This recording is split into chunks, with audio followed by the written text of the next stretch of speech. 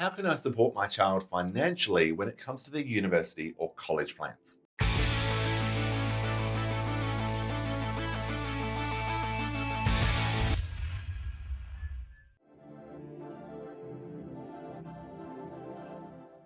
Hi there, I'm Jared Brown, Australian expat financial planner based here in Singapore, and thank you for tuning in today's video. In today's video, I'm going to unpack a few options or a few things to consider when it comes to financially supporting your child when it comes to their university or their college plans. We sit down with many of our clients to consider how they can be putting money aside, how they can set up their child for future financial success.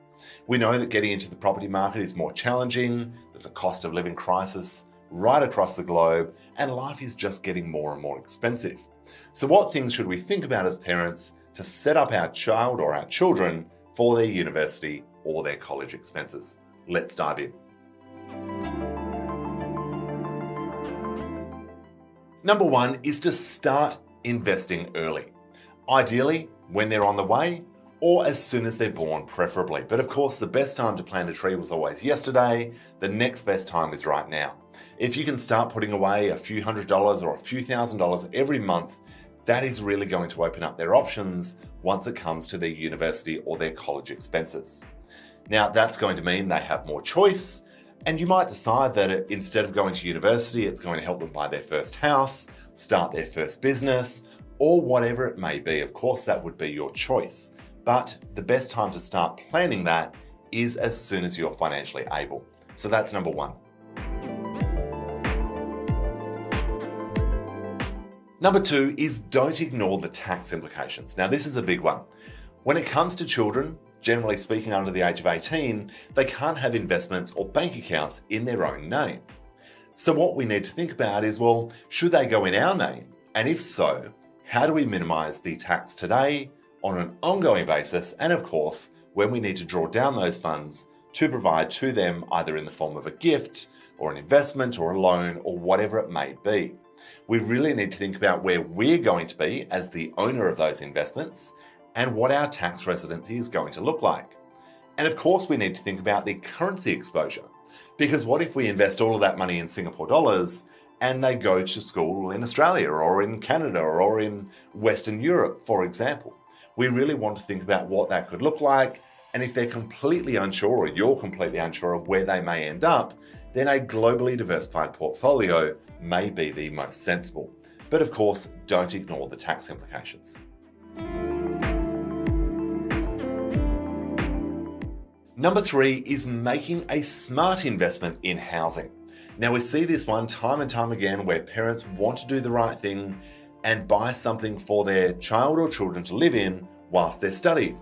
Now, often this is a studio or a one-bedroom apartment close to the university, and 9 times out of 10, nothing we would ever invest in as a pure investment. So if this is on the cards for you, then think about a few different options. Either provide them with the cash as a sort of regular income to cover rent, so that will support them financially and cover their living costs somewhere else.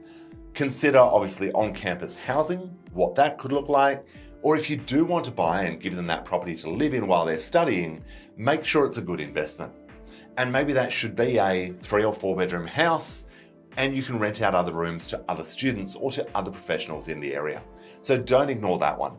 The idea of buying a studio apartment or a 1-bedroom apartment that's close to the university that you're going to have to sell because it's maybe not going to rent well, it's very likely not going to grow well, that you're going to need to sell as soon as they stop university or college, or graduate, of course, or just decide they want to go and live with their friends or their boyfriend or their girlfriend, that may not be the greatest financial decision.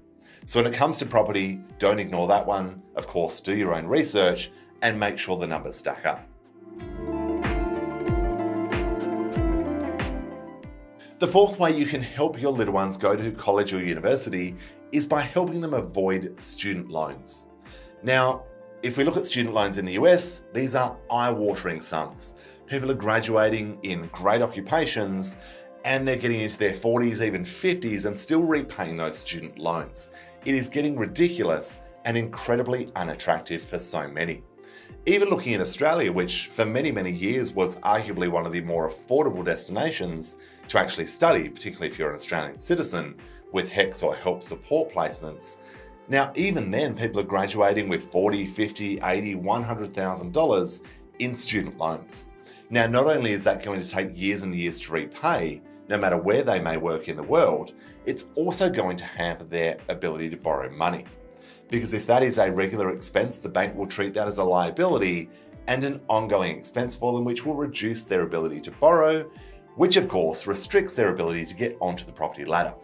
So instead, you might think about structuring your own loan for them. That might be a gift. It might be supporting them financially to fund that university placement. Of course, there is no one size fits all, but if you're in a position to help them avoid or at least minimize student loans, that could be very empowering.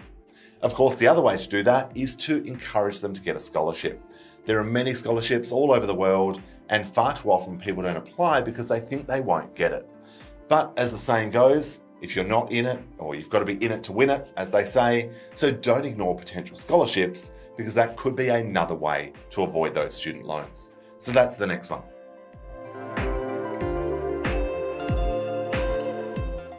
And the fifth and final way to support your child or children financially when it comes to university or college is to teach them financial independence right throughout school, both primary and secondary, as much as possible.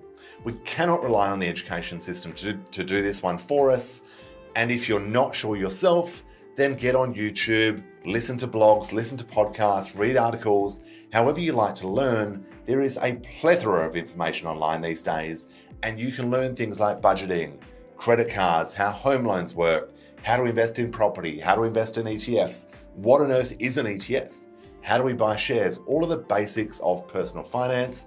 This is a great opportunity for them to really learn. Don't simply give them money.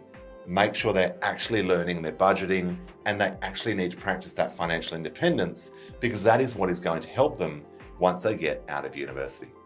I hope that gives you a bit of food for thought, 5 simple ways you can help your child or children when it comes to the university or college. Drop me a note with any questions. Thank you for tuning in. I look forward to seeing you in the next one.